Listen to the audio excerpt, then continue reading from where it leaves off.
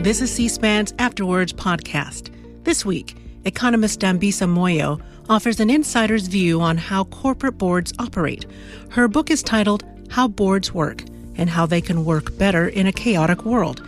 She's interviewed by Wall Street Journal reporter Emily Glazer.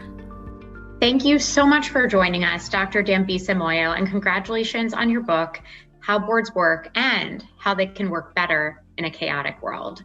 You wear a number of Thank you. You wear a number of hats. You're a global economist, a corporate board director, and of course now, and this is not your first book, author.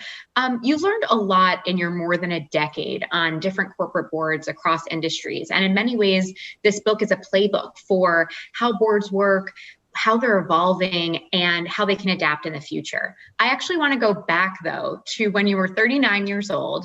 That was when you joined your first board, SAB Miller, and your writing on emerging markets and international issues really set you apart from others that had come up through corporate America.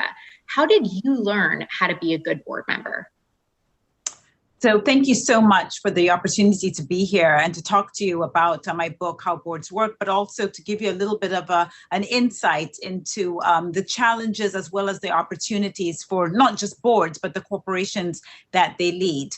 Your question's interesting because I do worry sometimes that, writing this kind of a book gives the impression that it was always meant to be, it was easy and straightforward. And the reality is I'd actually tried for more than half a decade to get on boards unsuccessfully. And as you rightly point out, that in terms of global, large, complex organizations, my first board was indeed SAB Miller. And the real opportunity arose, in many ways, surprisingly, because I am not, and I was not a conventional board member. As you pointed out, I was 39. I'm obviously Black and a woman. I was born and raised in Africa. But also, I did not come through the C-suite, which is a traditional pool for board candidates. And, what really did set me apart, as you mentioned, is really coming through a perspective of a much more global purview. I had traveled very fortuitously to over 80 countries now around the world, and having that perspective of developed versus developing, democratic versus non-democratic economies, etc., was particularly important. But what have I learned? I think there are a number of key takeaways that I hope are clearly outlined in the book. First of all, by the time you're on a board, the reality is these are very complex organizations. The board of Barclays, where I served, was a company that's been around for 360 years. And if you take a step back and think about the historical context of many of these corporations, they've gone through wars, pandemics, good times and bad, but somehow managed to stay afloat. And for me, I think that requires a lot of open-mindedness, good judgment in the face of complex issues in order to steady the ship and really do the job as a fiduciary, but also a custodian of these very, very important organizations. And so listening more than speaking, I think, is a key takeaway, but also really appreciating by the time something appears on the board agenda, it means it's extremely difficult. And to quote President Obama, if it were easy, somebody else would have solved it. And therefore, we do need to think about these issues in their sort of more fulsome and more a sort of broad perspective, and not just in a sort of ideological, there's only one answer kind of way. So those are some of the things that I've learned. Well, your book breaks down a couple of really big issues, what boards are and how they operate, the risks, for the future, and of course, a lot of the big issues that are playing out now. I want to first look at one point that you made. I'm going to read from your book. You quote, "The changing times have made boards more indispensable than ever." So how has that changed in the last year? We're in this global pandemic. I would love to hear what this last year and change has meant as a board member. Yes, it's been phenomenal in many respects, but it's important to put these things, I think, in context. So in my book, I talk about the first board really being established or at least recorded in the 1600s. And in many ways, if you look back in history over several centuries, the fundamental mandate of the board hasn't really changed much. I would say that traditionally, boards have had two responsibilities. One is providing oversight on strategy, and number two is hiring, and in some instances, firing the CEO. But really, over the last half decade, even more, there's been a material shift towards the need for corporations to take on a much more social and cultural responsibilities and be good citizens, if you will. And that obviously was really a counterforce to Milton Friedman's 1970 article in which he basically planted a flag in the sand, essentially suggesting that the financial primacy, shareholders and financial primacy were really the key sort of attributes or important role that corporations play. That changed. The big shareholder versus stakeholder primacy. It's like you can't talk about it without saying how Milton Friedman is maybe not in the modern times that we're in right now. Well, frankly, it's a whole lot another conversation. I mean, I do think that he has been misquoted somewhat. I mean, he was very clear in that article that, the nature of how corporations, participate in the global economy and in society would very much be driven by social and cultural context. And I think that gave enough degrees of freedom to actually to think more broadly about what the mission and role of corporations are. And of course, in the 140 character world, we've basically given the short shrift and blamed him for the financial primacy argument. But that changed, as you know, in 2019 with the Business Roundtable, essentially articulating a very clear, broader or I should say widening aperture with respect to the responsibility of corporations to incorporate not just financial shareholders, but the whole range of shareholders, such as communities, employees, regulators, and society writ large.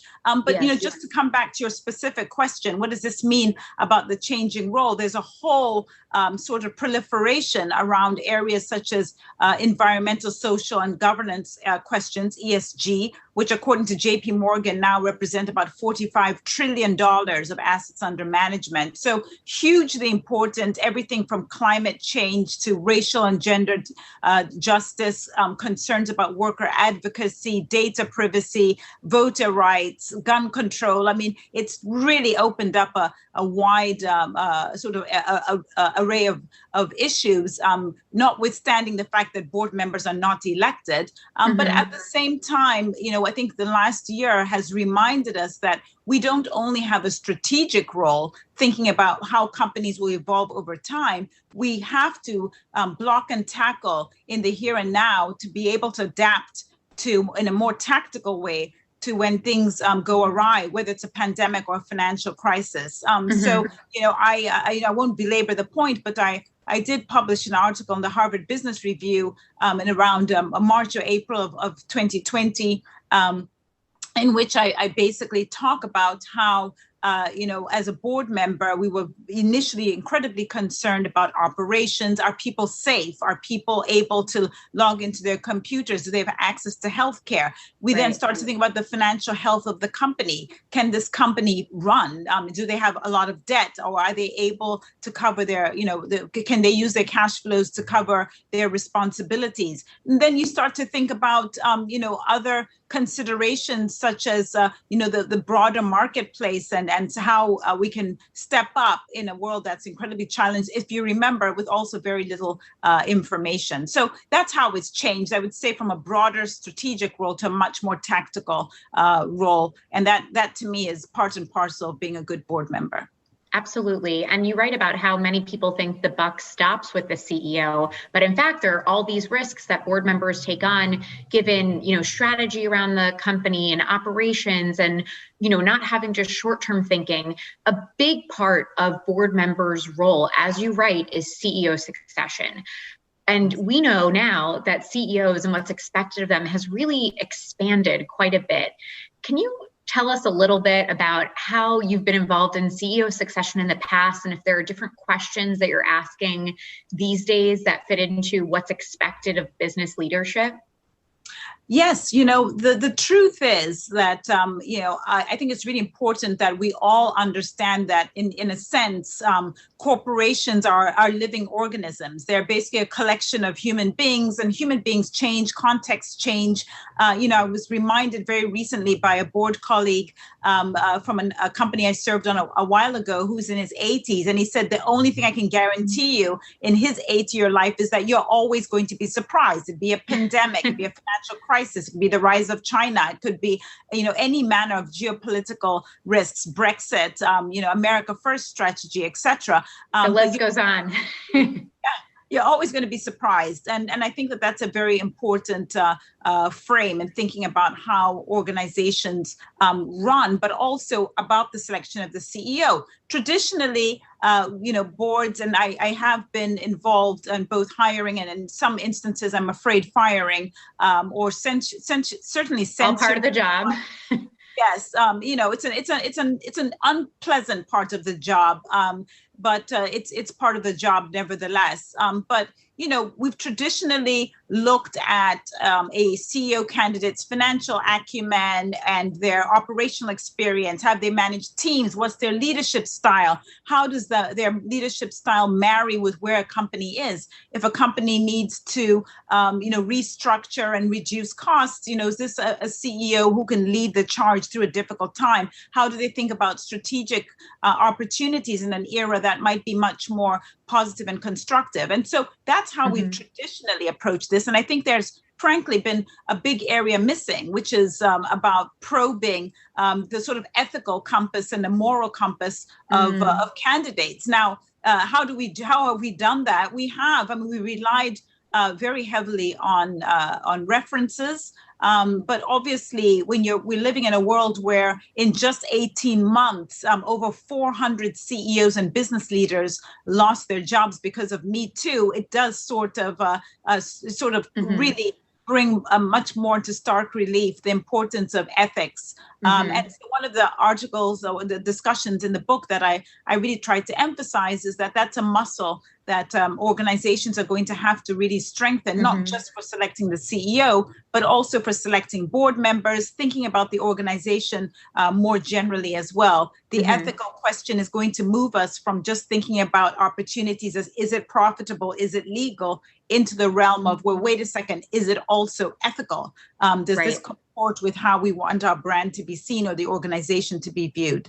Absolutely. And you can't just say to someone like, are you ethical? Are you moral? It's not as simple as that. I believe there was a specific question that you said you like to ask, which is, I think it was, what's the worst thing you've done to someone else? Am I getting that right? Am I remembering correctly? So the question is, what's the worst thing you've done to another human being? And I actually was joking with my siblings and my friends and saying, I think this is actually a great date question as well. So people should use it. But Emily, the truth is that these are not gotcha questions. There's not necessarily a right or wrong answer. And I think that that's really trying to get at this challenge of the complexity of the issues that boards have to deal with. We're not looking for a box tick. Yes, this is the right answer. It can't possibly be the case that there's always a right or wrong answer. And in fact, because we're operating in different cultures, different ideological societies, different jurisdictions, legally and regulatory, it means that we always have to be very open-minded and judicious with our sort of opinions and ideologies. Absolutely. Well, I will say when I read that question, I really took a beat myself and had to think, like, what is the worst thing I've done to another human being? And what would I feel comfortable saying? Like, is it something when you were 10 years old, or it really makes you think a lot. So another really big part of being a board member is helping to develop company strategy, direction. And you write a lot about assessing business units and how you need a mix of data analysis, market context, and other measures. You were cautioned by an external auditor to not fall into a trap when evaluating business units. Can you tell us a little bit more about that?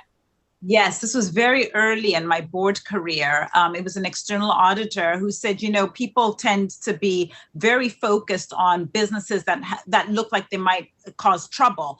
And he cautioned me and said, you should also be as vigilant in reviewing and assessing the performance of businesses that seem to be doing too well. We tend to think, oh, that's brilliant. This company or this business unit is doing so wonderfully. We don't need to worry about that. But actually, that's exactly when you should probe, what kind of a market allows a business to thrive. Is this a monopoly? What does this mean from a regulatory perspective? What does this mean from a competition perspective? There are a lot of questions that should emerge. Make sure that you're not doing things that are unethical or, of course, illegal or indeed dare I say it, corrupt. So I thought that that's tremendously important advice, again, in a world that's incredibly complex and chaotic in the sense that we have a risk of deglobalization, lots of issues with respect to technology and disruption and what that might lead to. I think that it's really important for us to be vigilant, not just on the downside, but also on the upside opportunities when we see them. Indeed. I want to take a few moments to talk about some specific instances and anecdotes that you mentioned about your own board experience in the book and how that helped you learn more from those experiences. You mentioned how, of course, there are all these things that you just cannot plan for. And sometimes you just can't anticipate it. So Barrick Gold's share price, you write, swung from $7 to $53 while you were on the board. Wow. What's that like as a director to have that kind of, fluctuation? Well, for someone like myself, who was relatively new as a board member in general and in corporate governance, it's quite traumatic. I think this is why you want people who have knowledge and savvy and have been able to navigate companies through challenging times. The thing about Barrick Gold in particular is that it's a price taker. They are a company that relies on mining minerals such as gold and copper that are actually not priced by Barrick, they're priced by the market. And so you are a price taker. There are many global events that can heavily influence not just your performance in terms of your operations, but also the share price as it did. The good news, we shouldn't forget, is that Barrick today is trading above $20, so it bounced back. And very good point. to a company's board, but also to the company to be able to turn that kind of a challenging environment around. Indeed. And it's not just market fluctuation. You were on the board of SAB Miller going back. That's your first time that you joined as a director when it was bought for $100 billion in 2016, which I believe you said the largest M&A deal that year and one of the larger deals, period. The board initially didn't think the company would be bought. What was going on back then? Look, I think this is another reason why in the book I suggest that hubris is a very good thing to avoid. Anything can happen, and this is right. Really, anything can happen. Aside from that transaction, I've been on boards in over a decade now, just over 10 years of serving on boards. I've had a chairman die in office. I've had activists in the stock. I've had expropriated assets. I've had regulatory fines that were into the billions. A company that was trading in negative retained earnings. Which is really, if you think about it, quite shocking. Wow. About a share price that's as high as 53, as low as $7, and what that might mean. But I do think that in terms of that transaction in particular, the board had made a number of assumptions. We were the second largest beverage company, but obviously a large beer producer in the world. And we just thought, gosh, the notion that the number one company would swallow the number two company seemed so distant, partly because we were competing in the same areas, and there was obviously going to be regulatory antitrust issues that we thought would be hard to work through. Right. We also we totally misjudged the fact that in order to buy us, this company, number one company, Anheuser-Busch, had to basically do the largest bond transaction ever, $40 billion. And we just thought it's just so implausible. They surely wouldn't do that. And again, boy, were we wrong. But to add to that, I was the chairman of the risk committee at that time. And not only had we assumed that the Brexit vote would not happen in 2016, but we thought if it were to happen, there's no way people would vote Brexit. And again, that had material consequences for the valuation of the company and really the sort of increasing or altering the probabilities of the transaction getting done. But, the transaction did get done. And I think that's a lesson there that, anything can happen. And I also write in the book that there's no company that's too big, too regulated, too powerful that will not or could not be visited upon by an activist. And it's the same kind of attitude. I've been on a number of boards where an activist shareholder comes into the stock, and you think, how is this possible? But anything can happen. Anything. It's fascinating to hear about it in retrospect and all those things that needed to happen, all the stars to align, and sometimes they do. You mentioned Brexit, obviously geopolitical changes is something that's so big. We're going to get more onto that a little bit later, but just one more quick anecdote from your experiences on boards. It was fascinating to read about. You were on the Barclays board as it considered withdrawing from Africa. Yes. What was that like?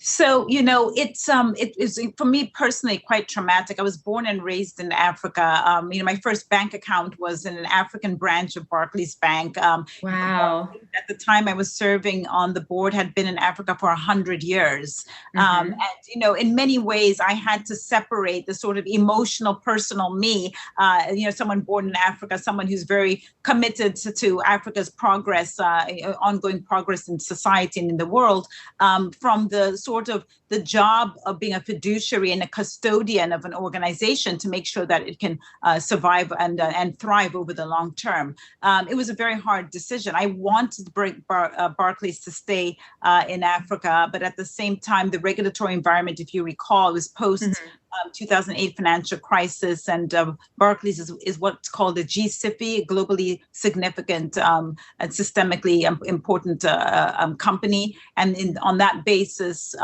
the regulators had increased some of the capital requirements, and that made it very, very challenging indeed to stay in the countries that we were invested in the manner that we were. And so very tough, but I think it sort of, again, underscores this challenge of having to do things that are perhaps antithetical to what you would like to see happen in the interest of making sure that you're doing your fiduciary duty, but also making sure that over time as a custodian, this company continues to survive and thrive. And I'm happy to say Barclays is also very much alive and kicking.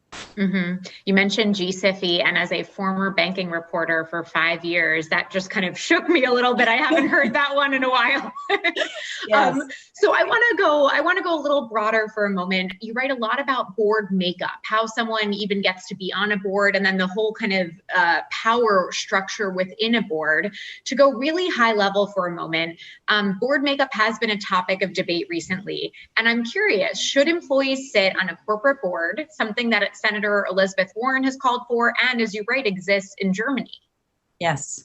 Let me just take a step back and say the following. Because I've had the privilege of serving on corporate boards in different jurisdictions, the US, the UK, Canada, and also in continental Europe, I'm constantly thinking about ways for what is best practice, what can we do to enhance board activity. And I do address the specific question around employees, but also, as you know, in the book, I talk about ways to really upgrade boards, and I'm sure we'll get to that at some point. But to the question about employees, it's a really interesting one. And the board structure in Germany in particular is slightly different. As you know, it's a two-tiered system. And so there is a sense that boards, there's both a managerial board as well as a supervisory one. And so it is slightly different from what you might see elsewhere. I will just say, before, again, I address the specific question, that there is a lot of overlap in terms of the governance responsibility. All these boards have audit committees. They all have compensation committees. And in that respect, I think that there's very small margins of differences. and of course, this one about employees is an important one. I recently wrote an article about the fact that I do believe that, two things. One, we are more and more in the boardroom able to get the viewpoint of the employee base into the boardroom in a way that I think is really important. And technology is allowing us now to go beyond the sort of company managed, YouGov surveys. Yes. You write about, like Glassdoor, Blind. Exactly. Board members are following that to try to get that true. Absolutely. We want to hear from our clients. We want to hear from stakeholders, our employees. Absolutely. It's the only way we can make the best decisions. So I think that that's really important. We are getting that message loud and clear. And there'll always be scope for improvements as technology continues to evolve. But on the other hand, I do argue, and I've written a number of articles. I wrote something for Bloomberg Opinion a few weeks ago, talking about how it's really important, I think, for us to make sure that there still is some responsibilities that are and decision points that are made at the boardroom or at the managerial level, because the organizational leaders tend to have a much broader purview. So if you are in one aspect or one business unit in a company, you might have a very different risk tolerance from the way the company in its entirety or the enterprise in its entirety should be viewed if we wanted to think about something like risk. And so I do sometimes, and I've generally made the point that I think we have to be careful about bringing people or employees or certain viewpoints into the boardroom. Powerful shareholders, we have to be careful about that.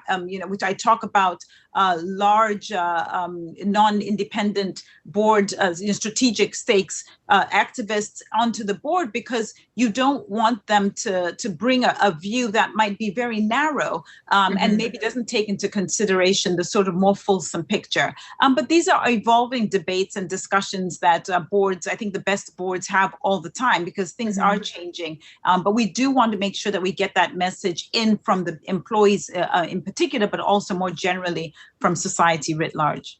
And in terms of the makeup of the board, it isn't just a question about, should employees be part of it or not? It really is also about what kind of diversity exists on boards. You write about how, of course, major institutional shareholders, there's legislation in California, NASDAQ proposal recently. What data do you seek out to track and monitor when it comes to diversity and inclusion, either on boards in general or the employee base, which is, again, something that is definitely at the forefront for many, many major companies? Yes, absolutely. And look, let's just take a minute here to fully appreciate that, as my very good friend Melody Hobson, who's now the chairman of Starbucks, often says, the numbers don't lie. And we know that the numbers tell us very clearly that more diverse boards, corporations, and C-suites just do better. Their return on equity is far superior to the cost of capital. Their ability to, as I usually say, not just survive, but to thrive and compete is enhanced by having more diversity. And in the book, I cite some specific data from McKinsey reports, Harvard Business Review's done a lot of work in this area. So it's not a matter of window dressing. It's a matter of, if you want to compete in the 21st century, you need to be really hypersensitive to the issue of diversity of views, diversity of race, gender, backgrounds. I think is absolutely salient for long-term success. Now, having said that, boards have some levers to influence this. And we, fortunately, we've talked already about our ability to hire the CEO. That is a real opportunity for us, not just to hire diverse candidates, but also to think about whether whoever is taking that seat can be a standard bearer for understanding and really pushing the agenda around a more diverse society, a more diverse company. But also we do that through compensation, and not just diversity issues, but issues around ESG broadly are absolutely now part and parcel on a percentage basis, a considerable part of how we determine compensation, certainly for the CEO as well as the top management and business leaders. And I think it will continue to be that. But, that said, and notwithstanding what I've just said, we don't want to be in a world where we're fighting discrimination with discrimination. So high performing white guys are absolutely welcome in companies, and they should be encouraged to compete and succeed as much as any other group. But there are clearly gaps, and we've been certainly lagging behind in terms of remedying the shortfall in diversity. And I'm pleased to say that certainly the companies I'm involved with, but more generally, there's a real sense that this is not just about employees and boards, etc. It's also about subcontractors, people who are advising us in terms of the external auditors, the people who are managing the pension fund money. There's much more that corporations can do. And of course, many of these companies have large events and gatherings across the United States, across the world. There's a lot of scope for companies to say, you know what, we want to know more information about what these towns and these cities' record is in terms of education, in terms of employment, in terms of criminal justice, and in terms of healthcare to their populations. I mean, there's a lot more we can do. And I think that it's an exciting period to think about diversity beyond just sort of a narrative, which sometimes people just push. It's almost, someone has described it to me as like a spoken wheel model. It's not just the company itself, like you said, it's all these other pieces that come together. Despite even talking about this right now and how much progress has been made and the thought that goes into the future, there was a moment that you wrote about in your book that frankly made my jaw drop. Going back to May 2010, you were at an annual shareholder meeting, and a shareholder stood up and said something quite shocking. And I would love to hear you tell this story. Yeah, sure. So basically the context was I was on the board of Barclays Bank, and we had an annual general meeting. We had certainly over 1,000 shareholders show up. It was post-financial crisis, so obviously lots of enthusiasm in a massive hall. And I was the only visible minority, meaning I was the only woman on the board, and I was the only Black person. And so in that respect, already standing out. And you're right, the shareholder stood up during Q&A and pointed very aggressively at me and said, I want to know what the credentials are of that statutory woman that she could serve on this board. And, thankfully, I had spent almost 10 years working at Goldman Sachs, and I have a PhD in economics. So I felt pretty confident that I could justify my existence on the board. Oh, yes. But, I often say to minority candidates and to people who are interested in boards that we should not be in a position where we have to lead with our race or gender. We should be leading the conversation in our abilities. We try to work extremely hard. We want to learn, we want to grow, we want to contribute. And it's not about getting any breaks or any favors. We want a fair shot at these opportunities. And I think that is really was my big takeaway from that experience. I will tell you that when we came off the podium, 3 of my white male colleagues said, oh gosh, thank God they didn't ask me about that, because I don't know what I would have answered. I don't think I'd be able to have answered anything credible at the time. Wow. So, but the good news is that the world's changing. We now in the UK, for example, they've got about 34% of women represented on the FTSE, most important FTSE companies. Mm-hmm. More generally, I think we all find it a little bit odd and peculiar when you look at a board and you don't see diversity or women and racially. I think it's just odd. Mm-hmm.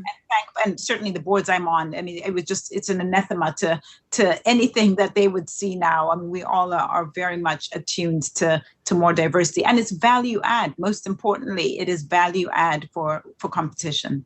Thank you for sharing that story. And I think it ties into what you were talking about, where company culture, do people want to be a part of these companies? Do they feel included? Do they want to stay? Even when you bring people in, do people want to stay?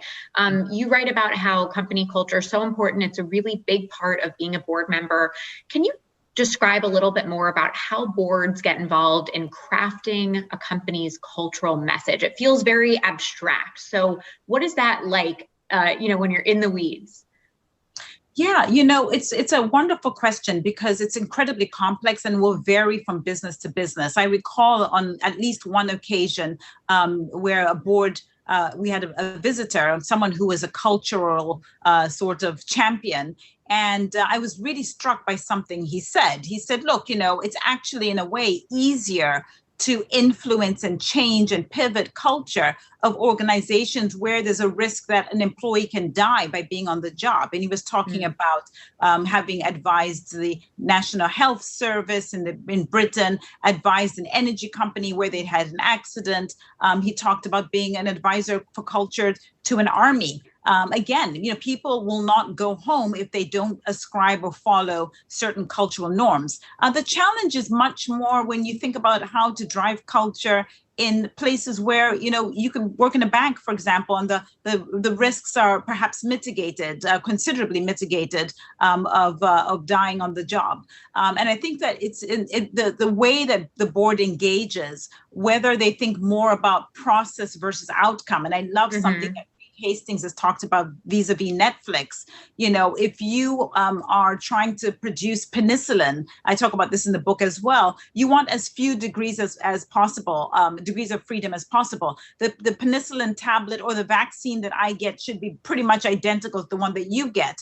And in that respect, that you could argue that the process is really critical and everything needs to be, to the nth degree the same. That's a very, very different cultural setting for Netflix, for example, where people need to be creative. They need to come up with their, ideas as far-fetched or crazy as they may seem, and they want them to throw it on the wall and see what could come out of it. And so the degrees of freedom are much broader. And of course, in that respect, the role of the board and how they set the check and challenge the culture of the company will be quite different. But I will just say really how we do it is and check this and make sure it's working is an evolving. It's much more of an art than a science. I mean, we are interested in thinking about things like nudge, the Cass-Sunstein type of agenda. Should we just nudge employees to change their behaviors? Should we penalize people, literally dock them of their bonus if they behave badly? Should we incentivize people for bonuses? There's so many different tools, and we're constantly looking at how these types of tools and efforts within the levers that we have and powers that we have can be actually impactful for changing culture. But it's definitely school's not out on this one. This is something that we'll continue to deal with. And thankfully, I don't think that there's an equilibria point where we say, okay, that's the end, nothing more to be discussed. It will always no more work on culture. I don't think that's gonna can you just imagine? And I think it became even more relevant during this global pandemic. Many workforces went remote, question about employee well-being and employee loyalty. And at the same time, we've seen this whole employee activist movement, or at least increasingly more vocal employees. I just want to go back to this one point that we flicked at briefly earlier, where as a board member, you're saying, you're not just having whatever management is presenting on how employees are feeling, you're going out to seek it and try to get information to really get the full breadth of how employees are doing. What was that like for you as a board member during the pandemic, and how are you trying to figure that out? It's incredibly challenging because you're straddling a line of thinking about the here and now, but also recognizing that at some point, these companies are going to have to stand up and continue to operate. And what does that new world look like? So yes, absolutely. You're in the here and now, you're blocking and tackling, you're trying to make sure that the company is in a position to compete and to also make sure people are healthy and safe and that it can operate and pay salaries and it can do that in a safe way. But at the same time, you want to make sure that when the company comes out, any learnings, any changes, we're all talking about what does work-life balance, but also what does an office look like post-COVID. We're already trying to telegraph those future scenarios. Clearly, the deployment of digitization, thinking about both downside risks but upside opportunities. Yes, people are now at home. What does that mean for cyber risk? But also, what does that mean for productivity? So there's a lot of work in these areas, and certainly I think the best boards, and I'm very proud of the work that we've done, in our family office, but also more generally in the boards in which I serve, to really steer that course and say we can't get sort of navel gazing in the here and now only, because at some point we've got to figure out how to get back to a post-COVID environment. And I think that's really that balancing act is really critical. Absolutely. And you talk so much and write so much about not just having short-term thinking, but being able to think about, long-term what happens and also what risks might come in the future. One more quick question, then I want to get to some of these broader points that you bring up.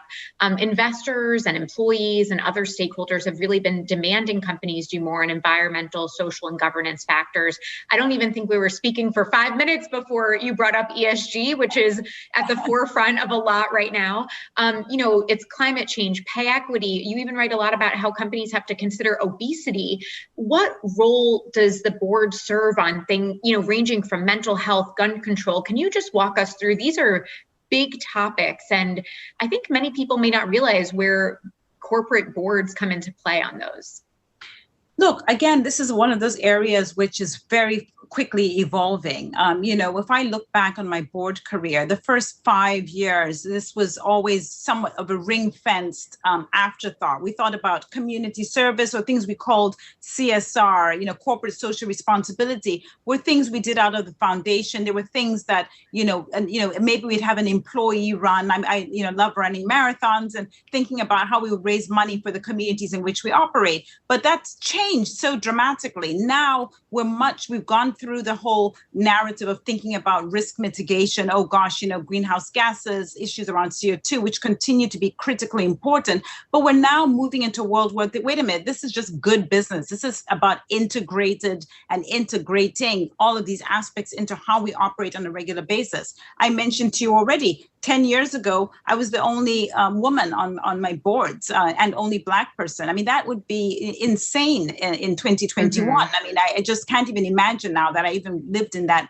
type of an environment. But there's no doubt about it. These things are very complicated, and that there is no answer. 6 months ago, I didn't think, or certainly before the tragic death of murder of George Floyd, I didn't think that boards would have to opine on racial dynamics to the extent that we've had to do. I didn't expect to have to think about voting rights, but guess what? We did, and we do, and we have to. And there is no sort of compass to say, well, when this happens, this is what you need to do. And very much the environment that we're in now, I have to think about what in 6 months, what might it be? And so I'm very interested in the book. I really try to push for the thinking and the efforts around these issues to make sure that we're very transparent, so that we don't end up with a situation where Asian employees say, wait a second, we've got violence against Asian employees, but you were so enthusiastic and outwardly spoken when you were talking about Black Lives Matter. Why are you not doing that for Asians? So we want to be transparent at what we're thinking about.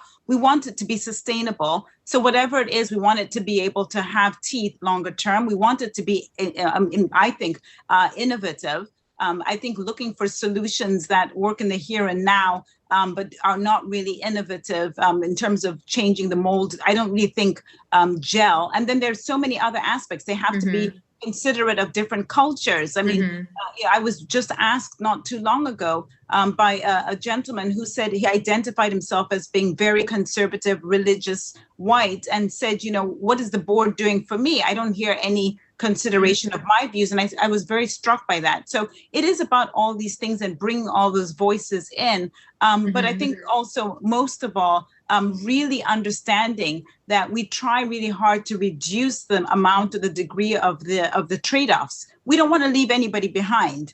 And so thinking about things, I talked about racial discrimination, not fighting discrimination with discrimination, and making sure everybody feels like they have an opportunity in the organization, but also in things like climate change, making sure that we're not just racing towards solutions that ignore the fact that 1.5 billion people around the world have no access to sustainable, cost-effective, and reliable energy.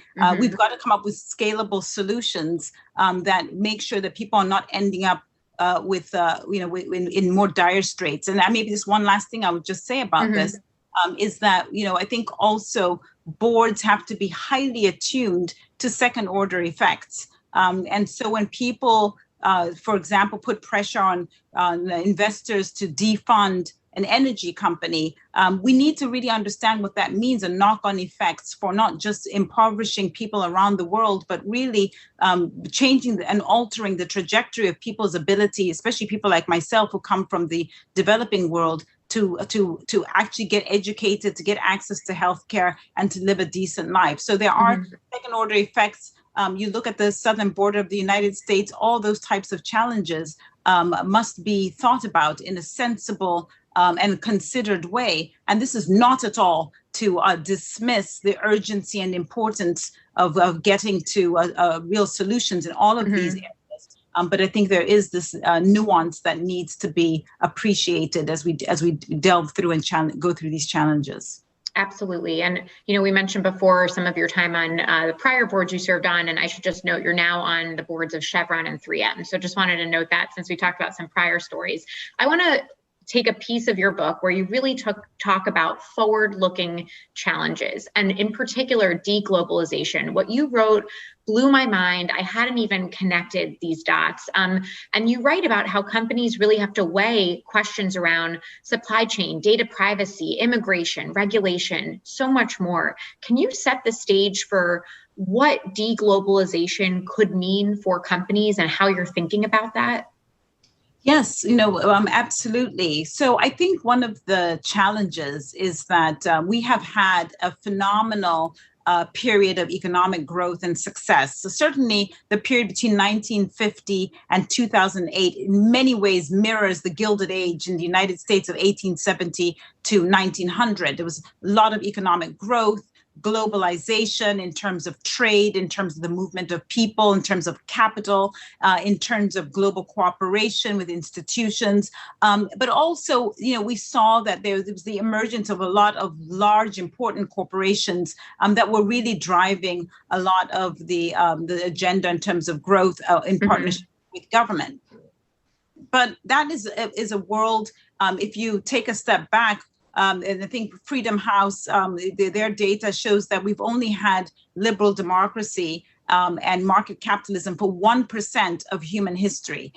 So if I go back and start to think about one of the key responsibilities of a board on a regular basis is to mitigate for risks, we need to start thinking about, well, wait a second. So odds are that we might be in a world that's much more challenged from this more ideal, at least certainly in my mind, this idealized global environment. And we've seen that. We've seen it with respect to trade.